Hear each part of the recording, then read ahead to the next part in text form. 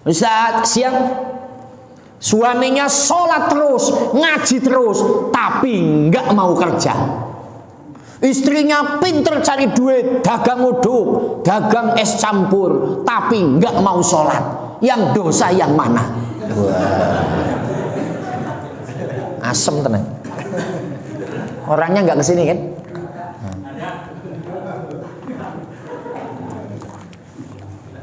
Temannya Kang Abdurrahman, tapi jangan diomongin Pak.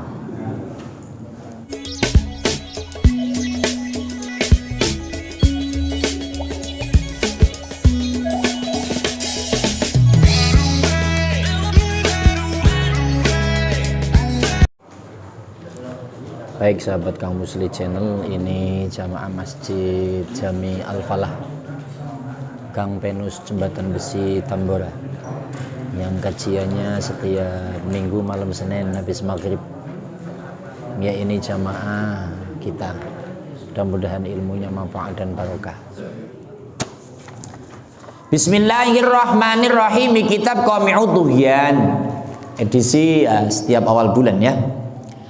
Wa syu'batut tasi'atu wa salasunal tihtiraju 'anil malil haram kariba wa nahwihi fayajibu ayat lubal kasbal halala kazara'a wa tijarah wa sun'ah. Qala ba'dul 'arifin tarkul kasbi ala salasati aujuhin, imma kaslan wa imma taqwan wa imma khaufan minal 'ari wa humma. Ini panjang banget aslinya Pak, cuman ya yang penting tulis yang inti-inti. Cabangan iman ke-39, jika di dalam dada kita masih ada seperti ini, itu namanya kita iman. Apa? Menjaga dari harta haram seperti riba dan yang lainnya. Maka wajib untuk bekerja yang halal, seperti jadi petani, pedagang, tukang kayu atau tukang bangunan dan yang lain-lain. Kalau Jumat bulan lalu kita bahas jangan makan makanan yang haram, termasuk untuk membiayai anak-anak sekolah itu. Kalau anak sekolah, anak pesantren dikasih makanan haram, ilmunya ndak barokah. Gitu, ini nggak barokah itu. Makanya kalau anaknya sekolah, anak pesantren, jangan dikasih uang haram. Ya wis percuma aja lah. Pinter sih pinter Pak, tapi nggak manfaat. Itu bentuk makanan. Tapi yang kita bahas adalah pekerjaan. Kita jangan sampai kerja itu kerjaan haram. Maka di sini contohnya riba, rentenir, menggandakan duit. Nah, ini musim pandemik ini. Banyak orang utang. Betul apa tidak? Kenceng amat ini kayaknya utang semua. Nah, yang punya duit itu jangan mengambil kesempatan dalam kesempitan. Kalau tetangga mau pinjem duit dong 1 juta. Kapan balikin? Ya sebulan lah, 4 minggu. Udah nggak apa-apa. Tiap Sabtu malam minggu ngasih 200.000. Sabtu malam minggu 200.000. Nanti pas hari akhir ya 1 juta. Ini kan beranak gitu. Tapi karena kepepet, ya udahlah. Nah, gitu bahasanya. Maka yang menggandakan duit itu tidak wa ta'awanu 'alal birri wat taqwa wa la ta'awanu 'alal ismi wal 'udwan. Tolong menolong dalam kebaikan, jangan tolong menolong dalam permusuhan atau dalam dosa. Maka riba itu pekerjaan. Enggak ada yang seperti itu, Pak. Adapun kalau ada yang mendengarkan ini, sudahlah sadar. Tapi Pak Ustadz, ada apa? Soalnya ini orang kalau dipinjemin duit balikinnya lama, balikinnya susah. Sementara duit saya macet, nggak ada untungnya. Nah, ini kalau tidak dilandasi dengan wa ta'awanu 'alal birri wat taqwa, tolong menolong dalam kebaikan dan ketakwaan. Ya, ngamalin ayat itu kan berat Pak Ustadz. Iya berat juga sih memang. Tapi memang kudu disampaikan. Artinya apa? Cari pekerjaan yang halal. Maka contohnya riba. Ya selanjutnya banyak. Jangan maling. Maling itu ya dalam kurung banyak. Jangan korupsi, jangan taruhan, jangan judi, jangan jual beli barang haram. Barang haram itu yang bagaimana? Yang haram dikonsumsi jelas. Terus kalau jual beli sepeda, kan sepeda dimakan haram Pak Ustadz. Ya sepeda bukan untuk dimakan, goblok. Itu untuk kemanfaatan. Masa sepeda dimakan? Nah, artinya di sini kalau kita berusaha kerja yang halal, berarti kita imannya ada. Maaf Pak, yang ditangkap-tangkap narkoba itu gara-gara memang kepincut. Kepincut bahasa Indonesianya apa? Tergiur dengan untung gede. Kamu kalau bisa jual paket sapu yang sudah dipaket 30 paket, nanti satu paketnya kamu dikasih 50.000. Ini dijual harganya 150.000. Jadi 50 kali itu gede juga. Kan gitu. Jadi tergiur. Nah ini diingatkan dengan hukum, kalau masih ada iman jangan ikut-ikutan jual beli yang haram. Wis. Nah terus kudu apa kerjanya? Di kitab ini kazzaro'ah, jadilah petani. Ini Jakarta nggak ada petani, kita loncat. Jadilah pedagang, jualan mie ayam, jualan bakso, jualan buah dingin, jualan cimol, cimin, ciput, apalagi cilok, dicicil terus dicolok. Apa itu kunjere itu?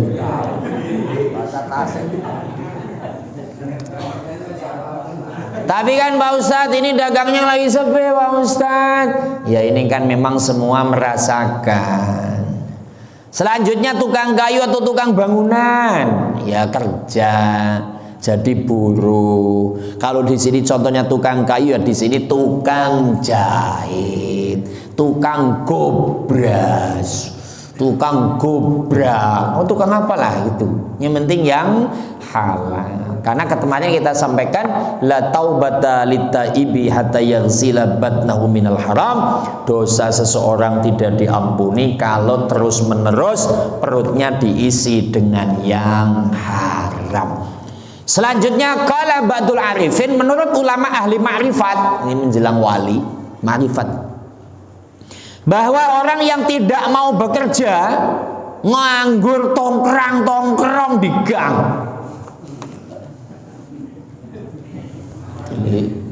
Ini serius Pak, kitabnya begitu soalnya. Ini bahasa Indonesianya begini. Allahumma sholli ala Muhammad. Menurut ahli ma'rifat, para kiai ulama sepuh, bahwa orang yang tidak mau bekerja ada 3 penyebabnya. 1, malas. 2, mengandalkan. 3, takut dihina. Ayo anak-anak muda, anak-anak kita, siapa yang malas kerja?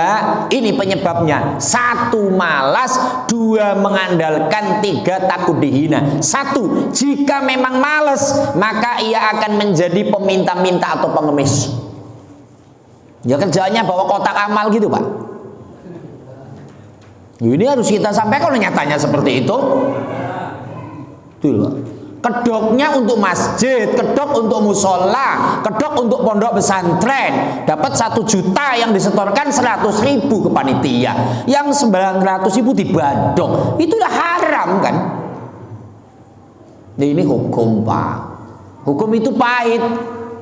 Yang jangan disalahkan yang menyampaikan. Oh menyampaikan itu tugasnya. Itu cangkemnya Pak Ustadz itu gitu. Dasmu. Ini saya menyampaikan hukum. Proposal dibawa kemana-mana tidak disetorkan. Haram saudara. Terus yang namanya malah jadi pengemis, ya minta-minta di lampu merah. Maka sering ditemui para pengemis, duitnya puluhan juta itu digerobak. Ditanya 1 hari, lumayan Pak 500.000, lumayan Pak 900.000. Haram bro, sehat kok ngemis. Halo?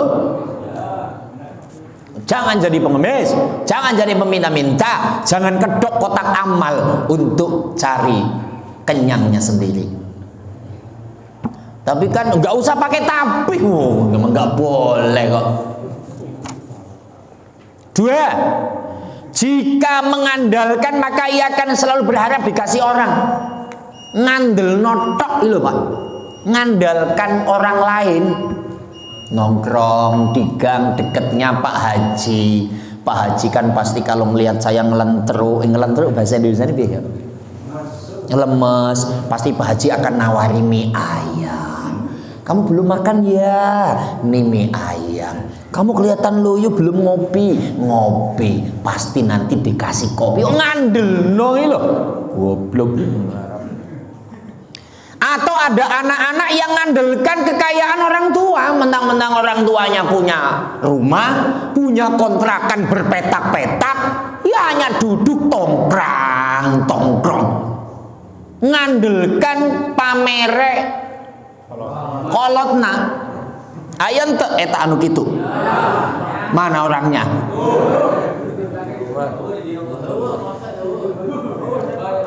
Loh, ini kan ilmu memberikan sugesti. Jangan malas, jangan ngandalkan orang tua, jangan ngandalkan dikasih oleh orang. Orang kok ngandalkan dikasih orang, toma, tok, bolong, mim, bolong, ain, bolong. Dalam kitab Ta'limul Muta'alim, tomak hukumnya haram. Ini nunggu dikasih, nggak minta Pak. Kalau minta pertama pengemis, ini nggak minta, hanya ngarep-ngarep terus gitu. Mengharap dengan dibeli orang. Kayak saya ini ngarepin dikasih Haji Yusuf, cuman dikasih motor. Ya, kalau hanya rokok enggak aja beli saya. Jika mengandalkan maka ia akan selalu berharap dikasih orang. Tomak itu. Yang kedua ya kita ini jangan malas. Tapi saya yakin kalau yang ngaji ini apalagi teman-teman perantau. Walah, dari Lampung nyebrang laut, dari Jawa nyebrang Pantura, dari Kalimantan berenang naik kapal aja seminggu berenang dia itu, untuk nggak mati dia itu.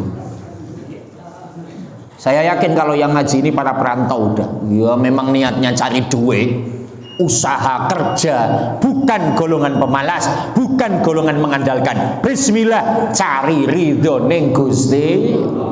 Ini pejuang-pejuang beneran ini. Kerja, ya anak buahnya Jokowi semua ini. Lah iya kerja ya. Tapi susah. Saya nggak bahas yang itu Pak. 3. Jika ia kerja takut dihina, maka ia akan mencuri. Jadi kalau dia kerja dikatakan cemen amat lo kerja, gak usah kerja lo. Jadi gengsi, kerja lo gengsi. Ya masa gua jadi tukang sablon. Nah gitulah bahasanya itu. Jadi ngerasa rendah itu akhirnya. Ya masa saya jadi tukang dorong-dorong. Gengsi dong gua. Kalau udah muncul begitu, maka mentalnya akan mencuri. Ini yang menyampaikan alim ulama, Pak Wali, Pak. Kitabnya Qomnya Utuhian, bukan Muslihin. Muslihin disalahkan lagi. Gitu. Ya jangan dibaca dong yang begitu. Ya pas waktunya kudu dibaca gimana? Enaknya ngaji, ya begini cuman baca doang gitu. Tapi perlu disampaikan, sahabat semua, janganlah Anda itu nggak kerja. Kita nggak bicara pandemik karena pandemik itu banyak yang ter-PHK. Pandemik banyak yang tertutup, usaha termacetkan. Kita nggak ngomong kondisi saat ini. Kita ngomong kondisi normal. Loh, saya itu ditanya di pengajian majelis taklim mak-mak loh. Tadi saya juga ngajar di Yayasan Al-Munir.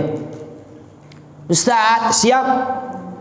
Saya punya anak wanita nikah dengan menantu, tapi menantu saya Ustaz kagak ngasih makan istrinya, kagak ngasih uang jajan anaknya, yang ngasih makan istri ama ngasih jajan wanita itu saya, mertuanya. Dia tongkrong nganggur, ngandelin mertuanya yang mampu ngasih makan. Laki-laki atau suami begitu dosa nggak Pak Ustaz? Gitu. Dosa nggak sih? Anakmu loh. Dosa mas. Laki-laki kalau sudah bicara, saya terima nikah dan kawinnya Lia Fitriani binti Haji Muhammad Yusuf dengan mas kawin mas 10 gram dibayar tunai. Kalau udah seperti itu, sandang pangan papan wajib. Kok nganggur terus-terusan? Yang stres mertuanya. Ya, artinya ini disampaikan jangan nganggur. Malah kemarin ada yang tanya lah. Kang Ustadz Abdul Rahman dengar itu yang tanya itu. Ustadz, siang suaminya sholat terus, ngaji terus, tapi nggak mau kerja. Istrinya pinter cari duit, dagang uduk, dagang es campur, tapi nggak mau sholat. Yang dosa yang mana? Wah, asem tenang. Orangnya nggak kesini kan?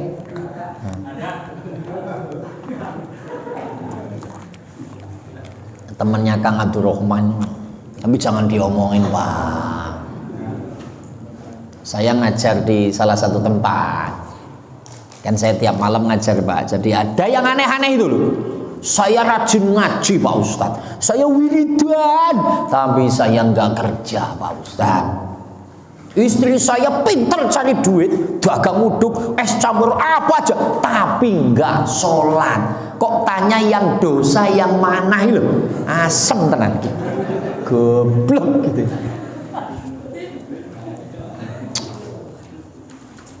Yang dosa yang mana mas? Dua.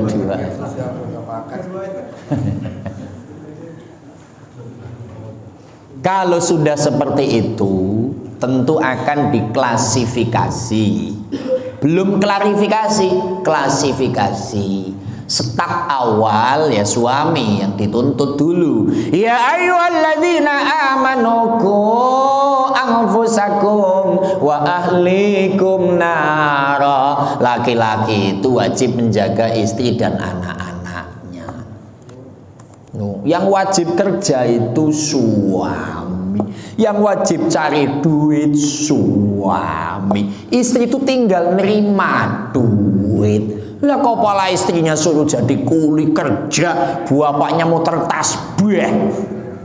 Nggak nyambung itu. Jadi kita nggak ngomong penyakitan dulu Pak, ini orang sehat dulu. Ini orang normal ini loh. Maka yang dosa suaminya Pak. Suaminya yang dosa. Dia dosa nggak kerja. Yang kedua membiarkan istrinya nggak sholat. Saya udah perintah dengan membiarkan kerja berarti membiarkan nggak sholat. Halo, dia nggak sholat karena kerja. Saya udah perintah sholat, Anda membiarkan dia kerja berarti membiarkan dia tidak sholat.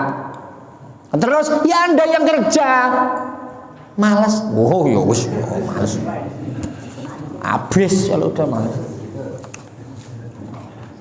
Wa qala ba'duhum man iktasaba liyasuna wajhahu 'anil mas'alati jaa yaumul qiyamah wa jugal qamar wa salima min minani rijalil lati yasqalu minal jibal. Ini saya serempet aja Pak. Sebagian ulama berpendapat jika bekerja dalam rangka menjaga dirinya dari masalah, maka ia datang dari kiamat wajahnya akan bersinar laksana rembulan dan selamat dari omongan-omongan yang tidak bagus. Maksudnya kalau kita bekerja Pak, menghindari masalah. Kalau kita nggak kerja, istri nggak kerja, maka istri nanti kerjaannya hanya disuruh ngutang.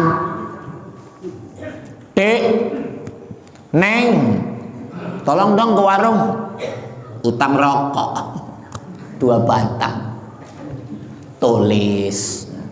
Mau masak gak ada beras, utang beras, utang minyak. Ya lama-lama yang jualan bangkrut, diutangin terus, maka nimbul masalah. Supaya tidak terjadi masalah numpuk utang, maka kita sebagai laki-laki bekerja. Kalau bekerja dalam rangka untuk menanggulangi masalah, maka nanti di hari kiamat laki-laki itu wajahnya seperti rembulan bersinar. Karena apa? Menerangi keluarganya dengan nafkah lahir dan batin. Alhamdulillah. Kerja, kerja, kerja.